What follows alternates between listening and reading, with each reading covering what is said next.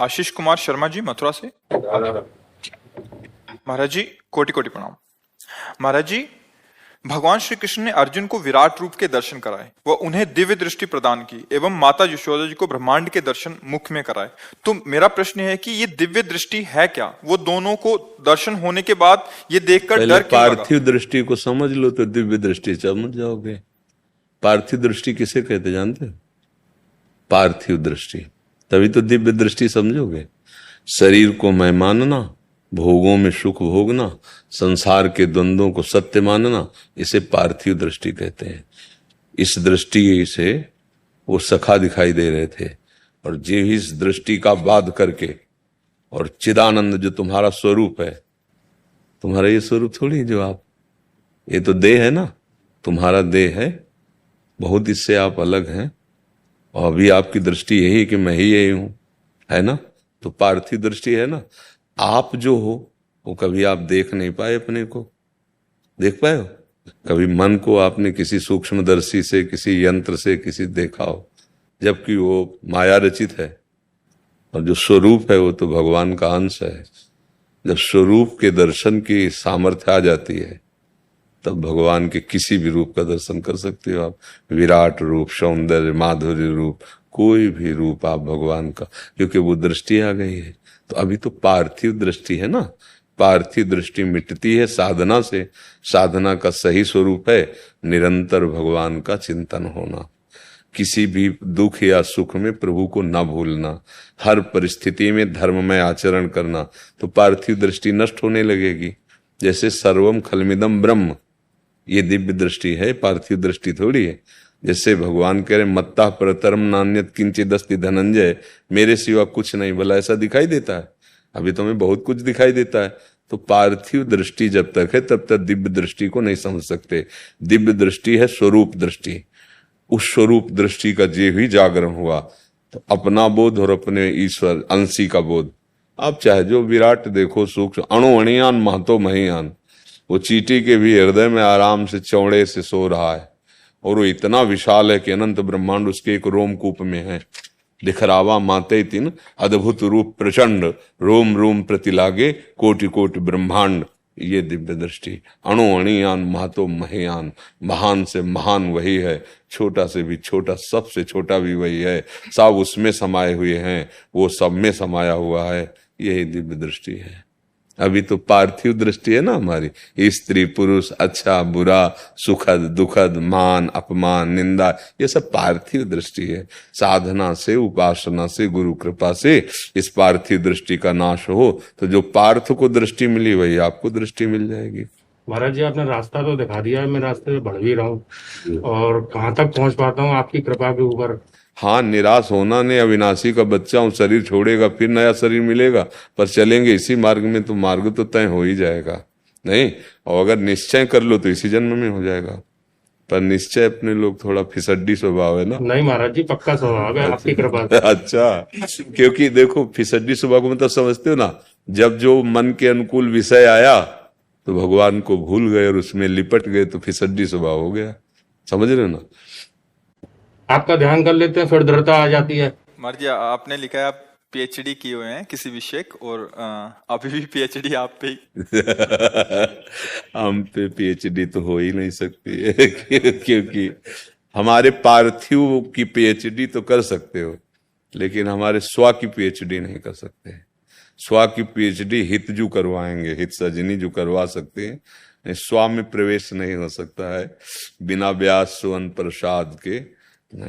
ललितादिक के भाई, जब बनिता पुरुष भाई मिट जाए, स्त्री और पुरुष का भाव मिटे, पांचवें भूले दे सुधि, छठे भावना रास की, तो यहाँ तो लौकिक पढ़ाई का प्रवेश ही नहीं है।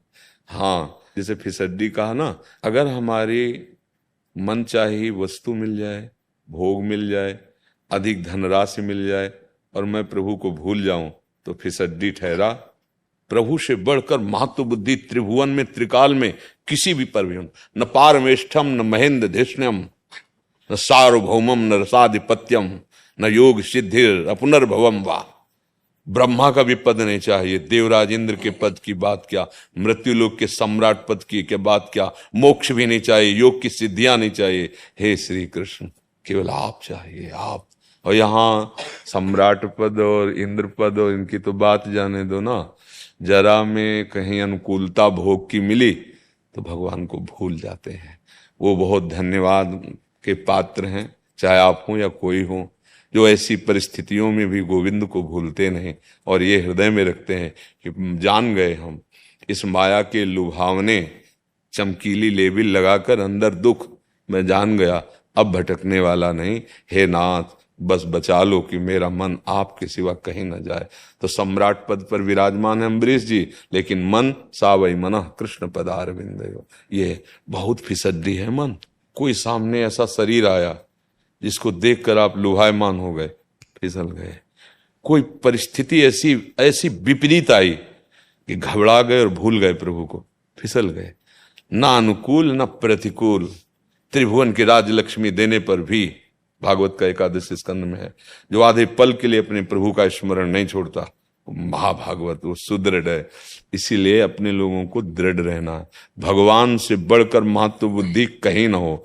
और अभी तो समोसा चटनी में भी भूल जाएंगे भगवान को, है नहीं। एक ने प्रश्न किया था कि अब सिद्धियां नहीं नजर दिखाई देती पहले ऋषि मुनियों में, कि अंतर ध्यान हो जाना, ऐसा हो जाना, या आप सराएं ऐसा ऐसा। तो भाई देखो, उसके लिए आपकी योग्यता भी तो चाहिए।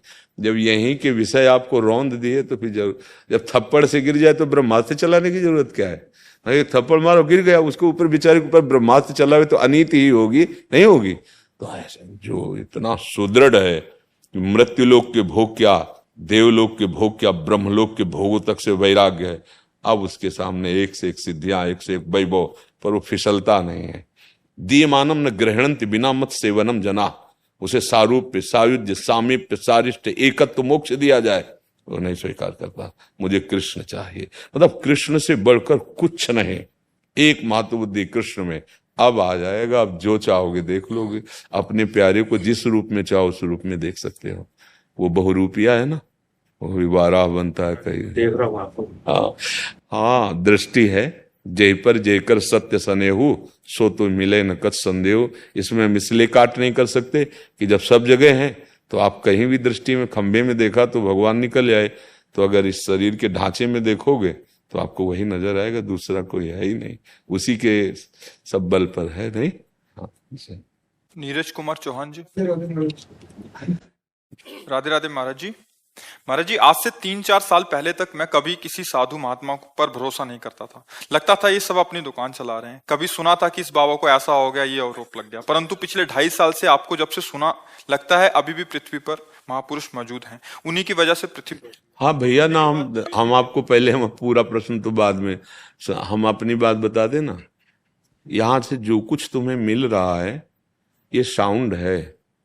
अब जो आपको सुनने को मिल रहा है, जो आप देख रहे हैं, इसमें मैं कहीं नहीं हूं, ईमानदारी से कहता हूं। ये आप जो सुन रहे हैं ना, ये जो आपको सुनाना चाहते उन्हीं से सुन रहे हैं आप, मेरी सामर्थ्य नहीं।